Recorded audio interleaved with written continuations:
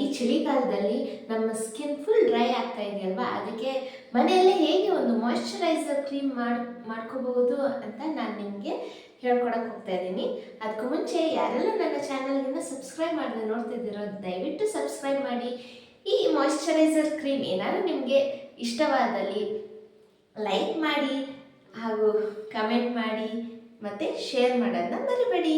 ಹಾಗಾದರೆ ಬನ್ನಿ ಈ ಮಾಯ್ಶ್ಚರೈಸರ್ ಕ್ರೀಮ್ ಹೇಗೆ ಮಾಡೋದಂತ ನೋಡ್ಕೊಬರೋಣ.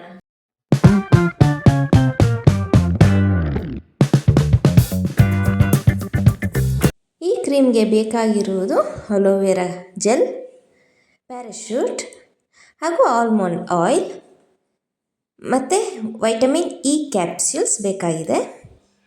ಇದು ಹೇಗೆ ಮಾಡೋದಂದರೆ, ಒಂದು ಮಿಕ್ಸಿಂಗ್ ಬೌಲಿಗೆ 2 ಟೇಬಲ್ ಸ್ಪೂನ್ ಅಲೋವೆರಾ ಜೆಲ್ನ ಹಾಕೊಳ್ಳಿ.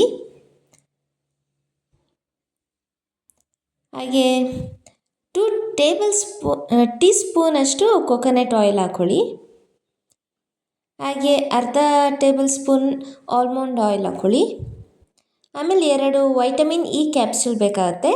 ಇದನ್ನ ಹಾಕ್ಕೊಂಡು ಚೆನ್ನಾಗಿ ಮಿಕ್ಸ್ ಮಾಡ್ಕೊಳ್ಳಿ. ಈಗ ನಮ್ಮ ಕ್ರೀಮ್ ರೆಡಿಯಾಗಿದೆ.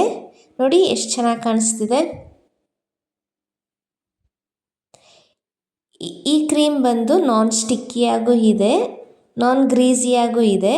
ಡ್ರೈ ಸ್ಕಿನ್ ಅವರು ಹಾಕ್ಕೊಂಡ್ರೆ ಒಳ್ಳೆ ರಿಸಲ್ಟ್ ನೀವು ನೋಡ್ಬೋದು. ಈ ಚಳಿಗಾಲದಲ್ಲಂತೂ ಈ ಕ್ರೀಮ್ ತುಂಬ ಒಳ್ಳೆಯದು. ಇದನ್ನು ನೀವು ಮನೆಯಲ್ಲೇ ಈಸಿಯಾಗಿ ಮಾಡಿಕೊಂಡು ನೀವು ಡೈಲಿ ಯೂಸ್ ಮಾಡಬಹುದು. ಇದನ್ನ ನೀವು 2 to 3 ಮಂತ್ಸ್ವರೆಗೂ ಸ್ಟೋರ್ ಮಾಡ್ಬೋದು.